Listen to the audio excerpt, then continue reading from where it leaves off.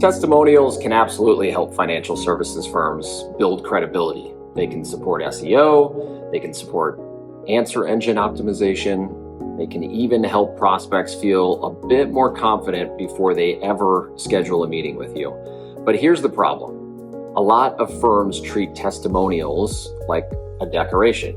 They collect a few nice quotes, they drop them onto a website, maybe they add them to a pitch deck or a piece of collateral, and they hope that that praise somehow just translates into trust.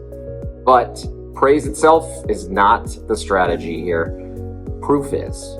And that's a distinction here at Intentionally that we really try to point out with our clients, especially when working with wealth management firms.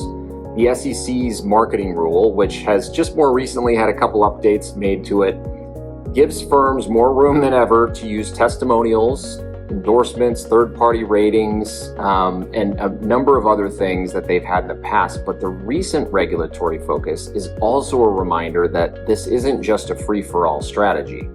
Firms need to think carefully, and so do advisors, about disclosures, oversight, context, conflicts, and whether that client feedback they're getting could be actually misleading at times. So the question is not just, can we use testimonials? Many advisors know today that's the case.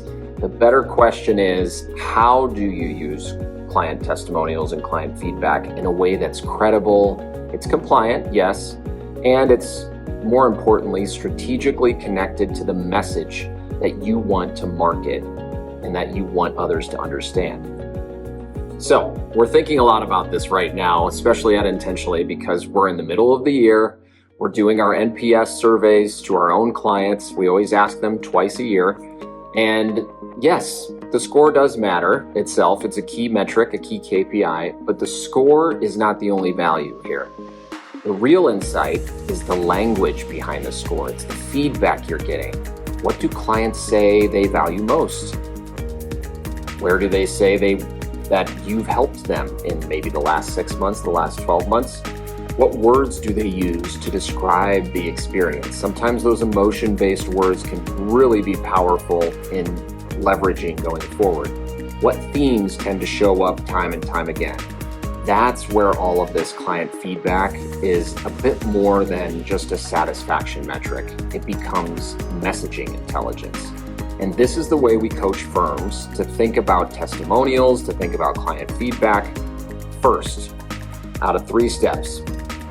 Don't just collect quotes, categorize that proof. Are clients talking about responsiveness, confidence, clarity, a better process that you need? Do they need to feel more understood? Are they saving time? Maybe that's helping them make better decisions in their life.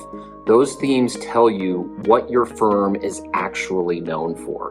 Second, match that proof to the right moment in the buyer journey.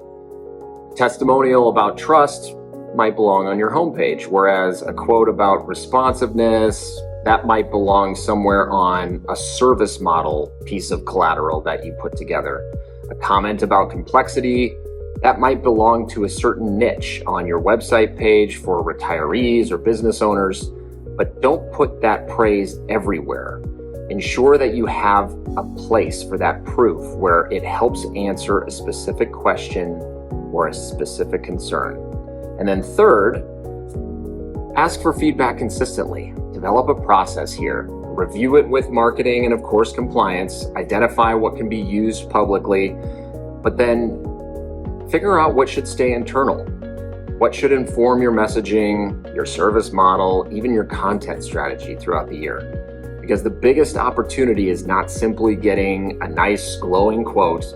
The bigger opportunity is understanding what goodwill you've already earned and then using that goodwill to responsibly build trust over time with the next person who needs to believe in you. So yes, testimonials matter, but firms who do this best don't just collect praise. They turn client feedback into proof, and that proof beats praise every single time. Think about that the next time you incorporate testimonials into your marketing strategy. consider that when trying to build a message that matters.